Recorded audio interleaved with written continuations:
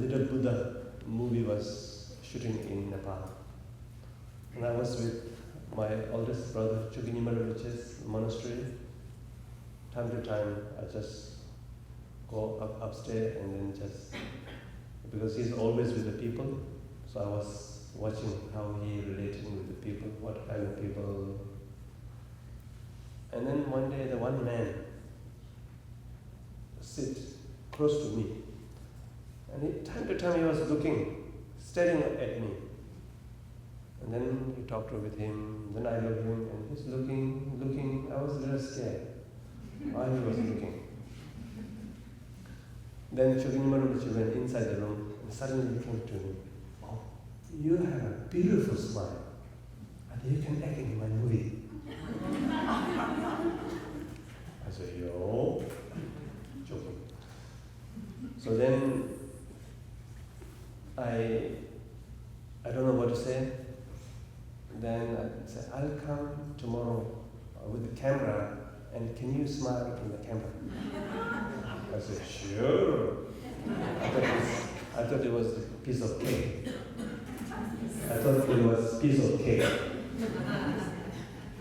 But it was a rock.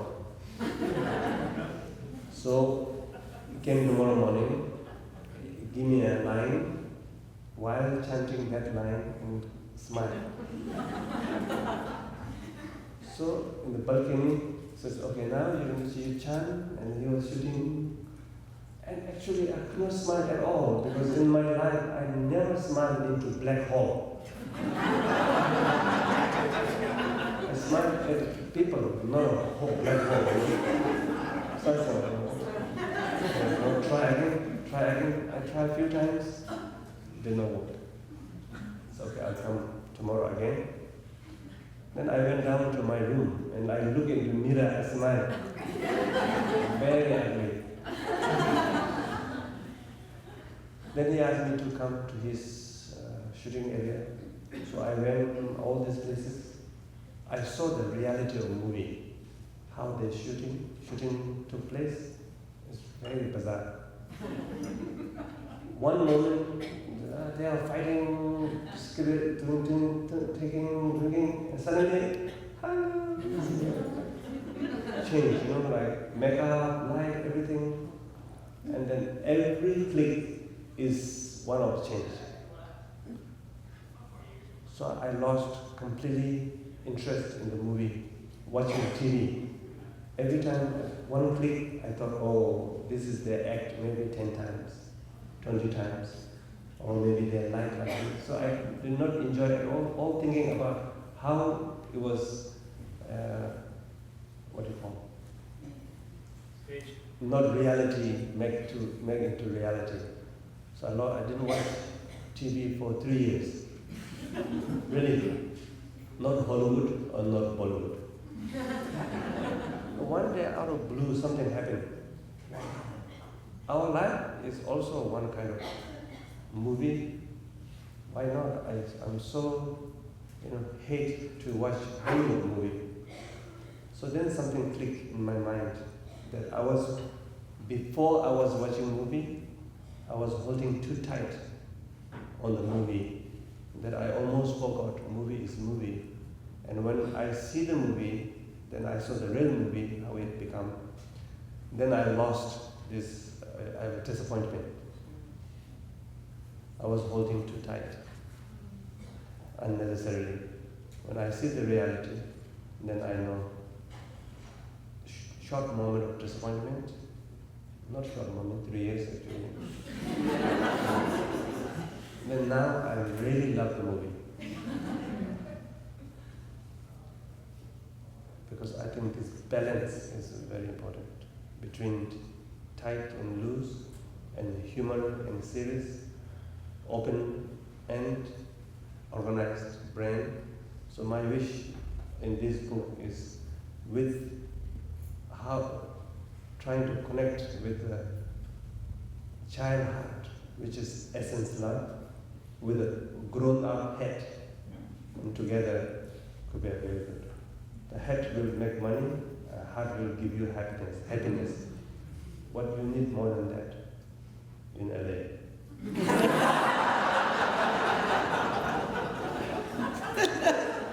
How long have you been here? You got here this morning? It's a good observation.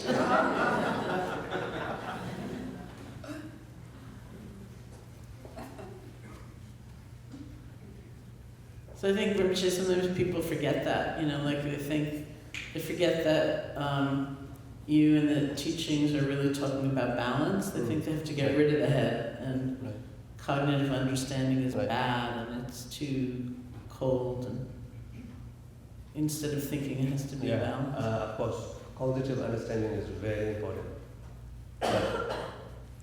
Okay, let me share you some story. Is it okay? Okay. Yeah, I think it will make more sense.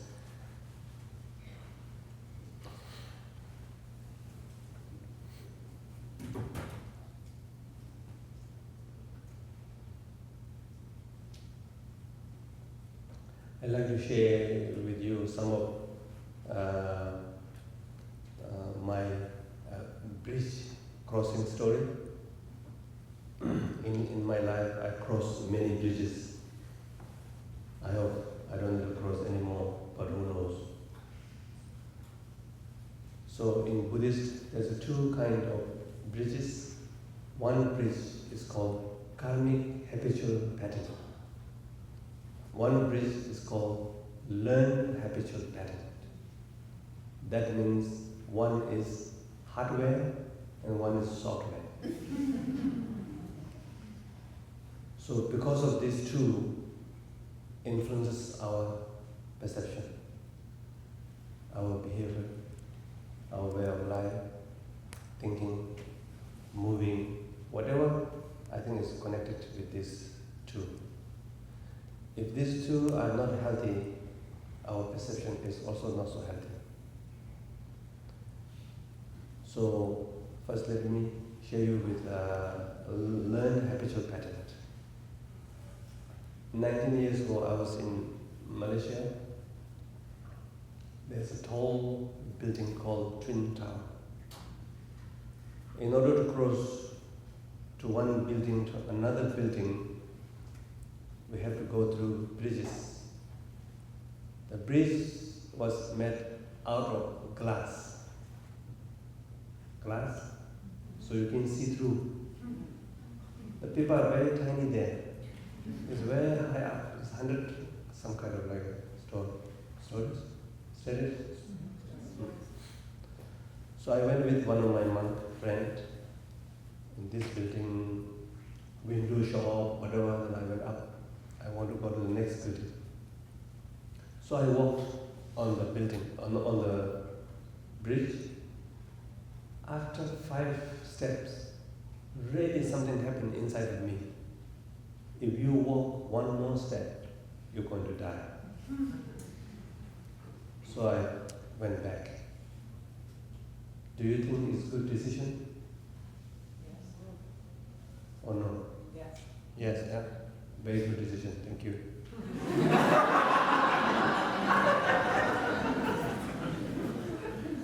So I went back. Then, because it was so good decision, because in case the glass wasn't safe, was not so safe, then the natural instinct is very helpful. So I listened to that, I went back.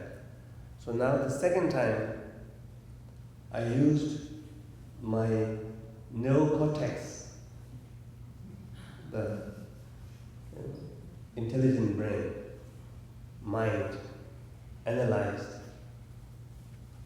the bridge is safe or not, how they made. It's a very thick, transparent but very thick. Especially from my eyes, I saw big Indian fat guys also can cross on that.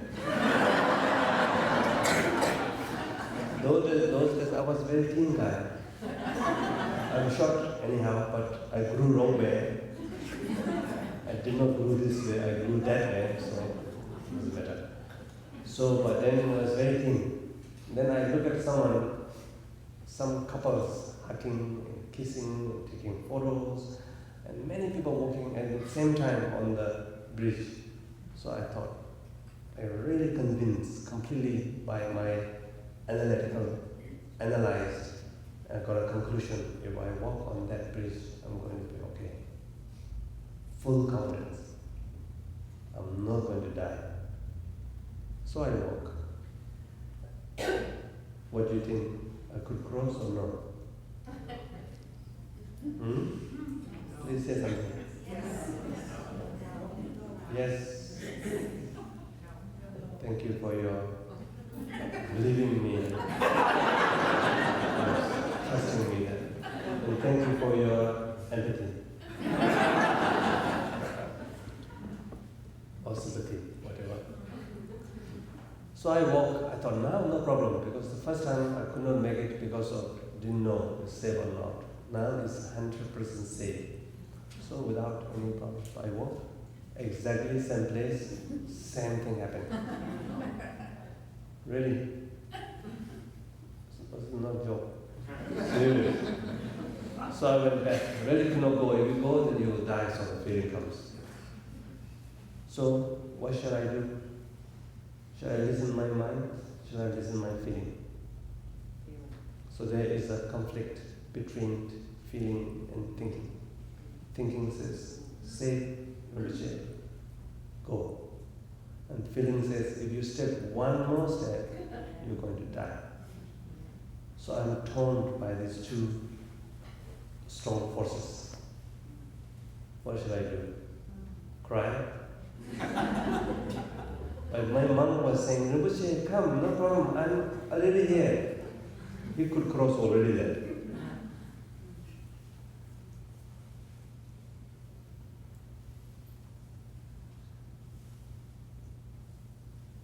How many bridges we have, this is extreme example, but we might have a lot of like that. So I think I listened because the feeling was very strong. And so I went back. Then I reflect. I realized that it's not because of the bridge completely. Actually, it's something problem, something inside problem, not the outside problem. So I scanned in my head why I cannot make it. My one friend can make it, and many people can go. Why not me? So I remember when I was a young in the village boy, I was very, what do you call it? Active, but very compassionate, but very active. A lot of essence love, but my head did not grow that time. So with full of essence love, I climbed the trees because I did not grow my head. I didn't check the branches thick or not, fell down. So I have a trauma. The height trauma is in memory form with the leftover residue in my body. So when the external triggers a little bit, but you really felt really true inside of you. Yeah? So I realize that now. I think in the Buddhist point of view is very important is what is the actual fact, what is the not. So it's called discerning wisdom, discerning insight. So luckily I did some Buddhist practice before coming to the Malaysia. So I have a little bit of Buddhist background. Then I realized, oh no, this is not outside. Maybe 5% from outside, 95% is from inside. So now what shall we do? Shall I go down elevator, then walk, then to another elevator to see the building? It's quite troublesome. I don't know in my life I will have that kind of time or not. Another one option. Next option is, I ask my monk to carry me.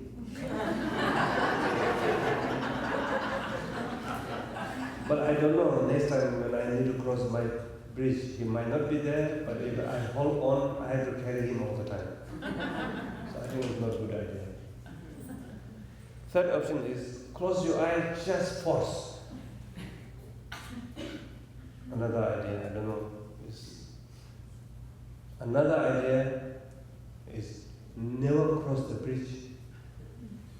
Just walk away, ignore, pretend like it does not have this problem.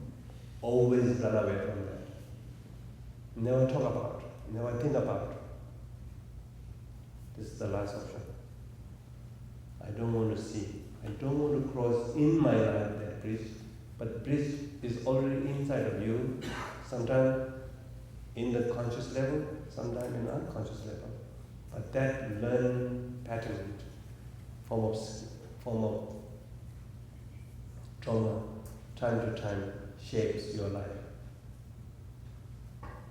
So how many we have this kind of thing?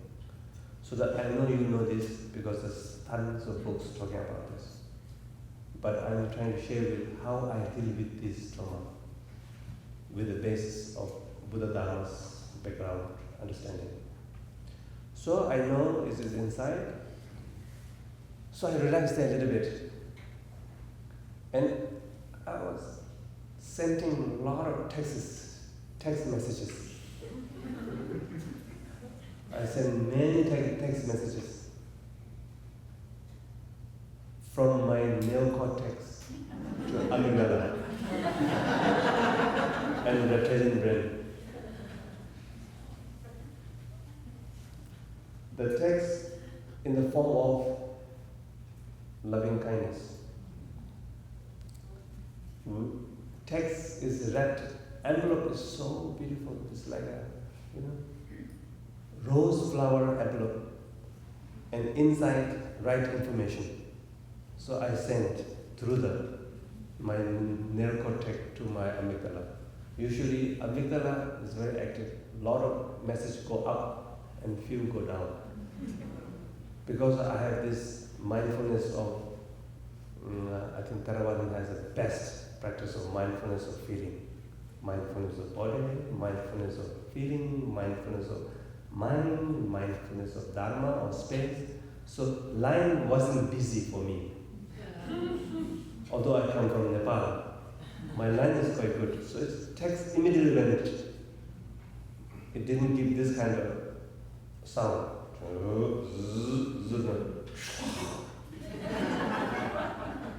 So luckily, my line was open. So immediately the message went to the body. Okay? So the message says now the message is very important. This is the key message or mantra. The mantra or message says, it is real but not true. It is real because the feeling is real. You have to go there. You cannot ignore. You have to go to the raw material of skill. And you should accept that is a real. If you hide, it's not going to transform. If you suppress, it's not going to transform. If you ignore, it's not going to transform. If you polish, polish? Mm-hmm. When shoe is quite old, if you polish, it looks like a new, yeah? But it's old. So if we polish the pattern, it will show up one day. So always the fear there. So number one important thing is just say or meet with the raw material of whatever habitual patterns, schemas you have. Just relax with it, say hi, don't judge, and accept. That is it is real. It is real. It is real. So you then slowly the emotional tightness start to open up.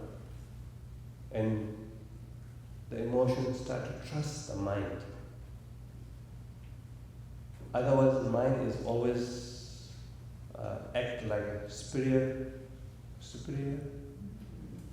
Mind is faster, and always some kind of neglect or suppress, lower the feeling. So feelings start to become tight. So message is, it is true. No, sorry, it is real. It is real. But the feeling should have right to get right information also. No? Oh, it is real, it is true. Yeah, the bridge is terrible. Next time you don't go there, okay? I'm not going to bring you there because it's really scary. No, of course you're scared. I'm also scared. Please, my friend, never go to there. Actually, you are deceiving. Like you're supporting their fear. But you support somewhere, then you might keep a right insight. And from the right understanding, then the emotional tightness start to open up also with the wise way. So the right information is, it is not true. Because what you are suffering look like real and true, actually is based on old leftover residue. So I chant this mantra and send many text messages. Then slowly from the body something shift happen. Then I slowly walk third time. And those days my muscle is very strong. In the monastery I was the best arm. Really. I don't have a six-pack, but I got a four-pack one time. So I was talking to my emotional body. I'm going to save you if something goes wrong. Why not we work together? I understand your feeling. You're scary is because of, that happened. But right now, you're scared is because of residue. It is not true. Two different events. So I hold my arm with some muscle. Then step 1 foot, not before like jump. Because the subtle body also already influences the gross body. And my gross body was a little bit shaking also. So gross body need to get some confidence also. So step 1, step a little bit, hold back, touch, but I'm holding here. This looks quite stupid to the cognitive, but it's very intelligent to the subtle body. Really. So thinking, why are you doing this? But the feeling need to do this for feeling. So I did that for slowly. I reached the middle of the bridge, and I let it go my body, my arm. Then I walk, so I cross. After crossing that, I come back one more time, and one more went back. So now I don't have height problem. So that way, the Buddhist point of view, the love, compassion, and wisdom need to use that. The love, compassion, especially love and compassion, you accept that feeling as real. But the wisdom inside, which is not true. If you don't have a guts to talk to your pattern, old pattern, the pattern will never understood. Pattern whole life think that is the truth. And you are cheating. You are not honest also. But if you do like a, dictator way, oh no, feeling is not true. Why are you feeling like this? Then feeling close up. So that love, compassion, wisdom can heal in the human pattern also. So mindfulness practice is the best to know. And then once you know, then you use love and compassion and wisdom. So that is the how Buddhist way of healing yourself.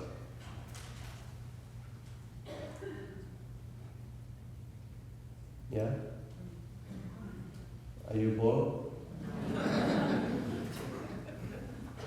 So look at the boring mind. Be friendly with the boring mind. Don't judge. Just sit with it. Don't go after, don't suppress. Just be whatever situation you are, just relax. And through that channel, you have to go to the essence love. The layers of covers. So essence love, the flame is inside here, but there's a lot of layers. So you have to break the layer and the fire comes out. And then we can meet or reconnect with the essence love. Right. Yeah, I'll ask one more question, and soon we'll turn over the microphone to you all. You're free to ask questions, but I was thinking, Rinpoche, what about, if somebody's really suffering terribly and they have no sense of essence love inside them, then you can try to serve the role of the neocortex and say, you think too little of yourself, or you do deserve friends, you do deserve love, but they don't believe it inside because all of that difficulty seems real and true. I think the best way, if they really cannot find any form of well-being inside, no memory, nothing, completely a block, and then I think best way is, I think you need some stimulation. Stimulate. So even maybe you can eat chocolate.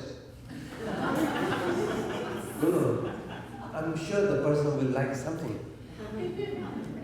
If there's nothing I don't think so. Maybe nice cozy bed or friend, anything. So you have to go through that. And then when, for example, a chocolate, one piece of chocolate. Then, chocolate! You don't do that. Chocolate, I will feel great, but I might not have chocolate next time. Just put chocolate in your mouth. Feel it. No judging. Just feel the taste of chocolate. Relax with that.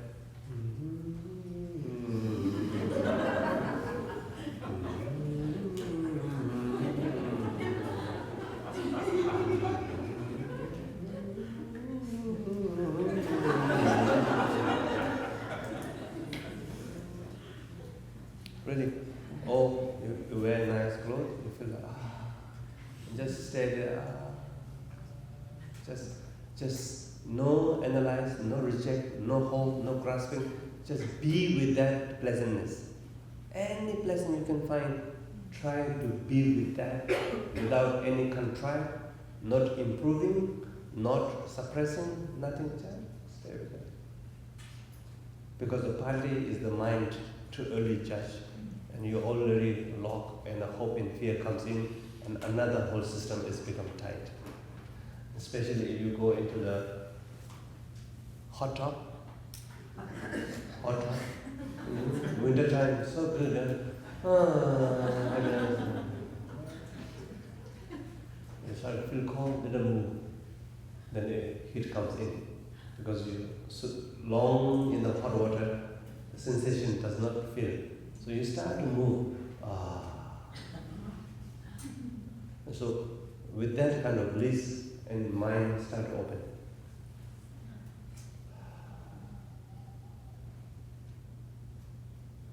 No judge. The bliss is still there. The joy of bliss, or even the nice sensation, pleasant sensation. Just rest your mind with that pleasant sensation.